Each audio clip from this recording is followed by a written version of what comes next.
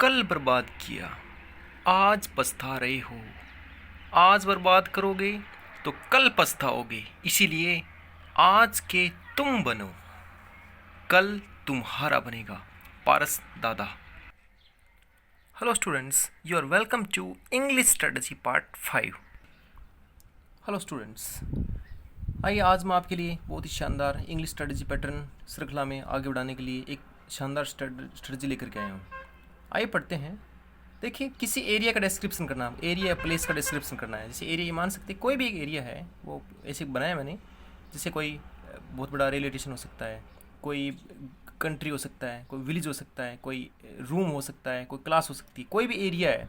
उस एरिया पर हमें कुछ बातें बोलनी है। बोला इस जगह ये है, इस जगह ये। जैसे मैं बोलता हूँ इंडिया में 29 स्टेट्स है। जैसे मैं बोलता हूँ मेरे गांव में एक बस स्टैंड है, या फिर मेरे गांव में ऐसा कुछ है, ऐसा कुछ है, या फिर मेरे शहर में ऐसा है, या फिर मेरे ज़िले में ये है, या फिर हमारे शरीर में 200 हड्डियाँ हैं। ऐसे ऐसे अलग अलग तरीके से हम एरिया का डिस्क्रिप्शन करते हैं। इस एरिया में ये है, इसमें ये है, ऐसे ऐसे कुछ बोलते हैं। तो एक स्ट्रक्चर प्रयोग करते हैं। आइए बताता हूँ। ऐसे स्ट्रक्चर ऐसे बोलते हैं कि मेरे यहाँ पर ऐसा कुछ ऐसा है, ऐसा बोलते हैं। तो एक स्ट्रक्चर काम में ली जाती है। वो स्ट्रक्चर आप देर से शुरू करेंगे। क्या समझे? देर। उसके बाद यदि वहाँ पर कोई वस्तु बता रहे हो, वो एक है, तो लगाते हैं इज का प्रयोग, और ज़्यादा लगाते हैं आर का प्रयोग। तो देर इज आर लगाते हैं।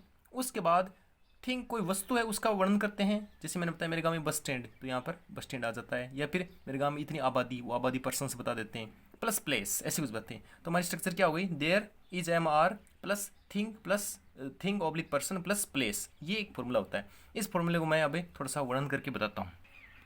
स्टूडेंट्स, मेरे सामने एक सेंटेंस है, मेरे शहर में 10 अस्पताल है। हम दरअसल बात करते रहते हैं मेरे घर में ये है, जैसे मेरे शहर में 10 अस्पताल है। कैसे बनाएंगे? देर लगाया, ओके, फिर आर, क्योंकि 10 हो गया ना, 10। There are 10 hospitals in my city बन गया। इसमें आपने क्या किया? देर का प्रयोग किया। इज इज और आर में से एक सिलेक्ट किया। किसके बेस पे? आगे थिंग्स कितनी है, उसके बाद थिंग्स का वर्णन कर दिया। जैसे 10 हॉस्पिटल्स, उसके बाद प्लेस इन माई सिटी, ऐसे कुछ बनाया। एक सेंटेंस बना। एक और सेंटेंस लेता हूँ मैं। स्टूडेंट्स आइए एक सेंटेंस और लेता हूँ। मेरे शहर में एक बगीचा है। बहुत ही सुंदर सेंटेंस है। बताया बगीचे को, इसे प्लेस बताया, वहाँ पर कुछ वर्णन किया इसमें, है ना। मेरे शहर में एक बगीचा है। कैसे बना? देर लगाया, एक है बगीचा, इसलिए इज का प्रयोग किया। There is a garden in my city बना सेंटेंस। तो ये अपनी फर्स्ट सेंटेंस क्लियर हुई। देर का प्रयोग करते हैं, इज और आर का प्रयोग करते हैं, फिर थिंग और पर्सन बताते हैं, उसके बाद प्लेस बताते हैं। बहुत ही सिंपल तरीके से। स्टूडेंट्स आइए एक्सरसाइज करते हैं। हमारे देश में 29 राज्य हैं। देर आर, देखिए एक देश बताया है, प्लेस बताया है, उसके अंदर कुछ वर्णन हुआ है। देर, फिर कितने 29 ज़्यादा हो गए, आर का प्रयोग किया। There are 29 states in our country. एकदम सिंपल है, बहुत सिंपल। फिर हमारे शरीर में 206 हड्डियां हैं। तो there are 206 bones in our body. Okay, अगला, मेरे घर में एक टीवी है। तो देयर एक है, there is a TV in my house, हो गया। फिर विश्व में 7 आश्चर्य हैं, आश्चर्य के केंद्र। देयर आर 7 मिरेकल्स, 7 आश्चर्य हैं इन द वर्ल्ड। ओके, ये एक्सरसाइज हुई। तो हमारी पहली स्ट्रक्चर कैसी लगी आपको? एक बार रिविजन करें। स्टूडेंट्स, हमने जो स्ट्रक्चर अभी पढ़ी थी, there is are thing place person, ऐसे कुछ, इस स्ट्रक्चर का प्रयोग करके हम देखो क्या प्रयोग होता है इसका प्रयोग करने के बाद हमें माई विलेज पर लेख लिख सकते हैं। ऐसे लिख सकते हैं, इंग्लिश में होता है ना पैराग्राफ राइटिंग। आप बहुत सारी लाइनें बना के माई विलेज पर लिख सकते हैं, जो वेरी इंपॉर्टेंट है 8, 9, 10 के लिए। फिर माई स्कूल पे लिख सकते हैं, जो शुरू से आप लिखते आ रहे हो। तो इस स्ट्रक्चर के बेस पे पूरा लेख बन सकता है आपका, पूरा एकदम एक्यूरेट, एक भी फॉल्ट नहीं होगी।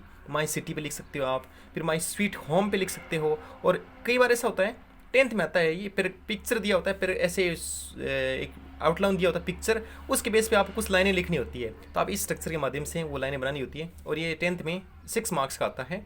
तो पैराग्राफ ऑन ए पिक्चर, तो इतना कुछ काम हम इस एक सेंटेंस पैटर्न के हिसाब से कर सकते हैं। तो ये बहुत इंपॉर्टेंट है। अपने छोटे भाई बहन, स्टूडेंट्स, जूनियर, सीनियर सभी को बताएं इसके बारे में, और इसके आगे इसको बढ़ाएं। अब मैं सेकंड पैटर्न शुरू करता हूँ।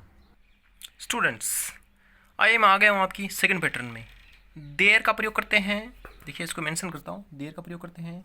फिर वो जो वर्ड लगाएंगे, फर्स्ट वाले में इज एम आर था, इज आर था, सॉरी। वो जो वर्ड का प्रयोग करेंगे इसमें, वो सभी प्रकार के सिंगुलर के लिए। यहाँ पे कोई एक सिंगुलर होगा तो हम वोज का प्रयोग करेंगे, और वही सेम प्लूरल होगा तो वर्ड का प्रयोग करेंगे। फिर वो थिंग और वस्तु, जैसे फर्स्ट सेंटेंस में किया था हमने फर्स्ट पहले वाले स्ट्रक्चर में, वैसे लगाएंगे। फिर प्लेस का वर्णन करेंगे। और ये बहुत ही इंपॉर्टेंट है। इसका महत्व कितना है अभी मैं बता दूंगा, पहले इसको समझिए। There was were thing person और प्लेस। आइए पढ़ते हैं। मेरे घर में एक तोता था। समझ रहे हो, एक घर को इसने प्लेस बताया है यहाँ पे, एक तोता होना एक वस्तु बताया है इसमें, या कोई ऐसे जानवर बता सकते हैं, और इसमें वॉज वर का प्रयोग करना है। देर से शुरू है। मेरे घर में एक तोता था, इसको शुरू करने के लिए आप देर से शुरू करेंगे। एक और सेंटेंस और है, हमारे गांव में 7 टीले थे। इन दोनों को बनाइए। अभी मैं आपको 3 सेकंड का समय देता हूँ। 1 2 3, शायद बन गया होगा। आइए ट्राई करते हैं। मेरे घर में एक तोता था। देयर लगाया, उसके बाद एक तोता है तो वॉज लगाया, फिर a parrot at my home बना। There was parrot at my home. Second sentence, हमारे गांव में 7 टीले थे। देयर, उसके बाद 7 ज़्यादा है तो लगा दिया वर। There were 7 sand hills. आप देख रहे हैं, there were 7 sand hills. Sand होता है मिट्टी की, हिल्स पहाड़ियाँ, टिल्ले बन गए। There were 7 sand hills in our village, तो बन गए इस प्रकार से। ये स्ट्रक्चर हमने पढ़ी, देयर वॉज वर, इस प्रकार से। तो 2 स्ट्रक्चर पढ़ चुके हैं। अब मैं आगे बढ़ता हूँ। स्टूडेंट्स आइए 2 सेंटेंस बनाता हूँ मैं। जैसे आप किसी मेले में घूमने गए, ठीक है, वहाँ से वापस आ गए। अब आपको कोई कहता है उस मेले का लिखो। आता है विलेज फेयर के बारे में बहुत आता है, लोकल फेयर डिस्क्रिप्स करना, ये करना, ये करना, बहुत सारे ऐसे आते हैं। आप किसी प्रदर्शनी में गए, ऐसे गए, वहाँ पर आपने क्या देखा, ऐसे कुछ ऐसे लिखना आता है। आइए इंग्लिश में कैसे लिखते हैं। मेले में 500 लोग थे, ठीक है, तो इसमें स्ट्रक्चर करें देर से। थे आ रहा है ना यहाँ पर, वहाँ पर थे, मतलब आप देख के आ गए। इज मार का प्रयोग नहीं करना। देयर, उसके बाद ज़्यादा है, वर का प्रयोग किया। 500, फिर पीपल, लोग, इन द फेयर, सेम है ना। देयर वॉज वर का प्रयोग, थिंग और पर्सन का प्रयोग, और उसी प्लेस का प्रयोग हो गया। फिर बस स्टैंड पर एक टी स्टॉल थी, ठीक है जी।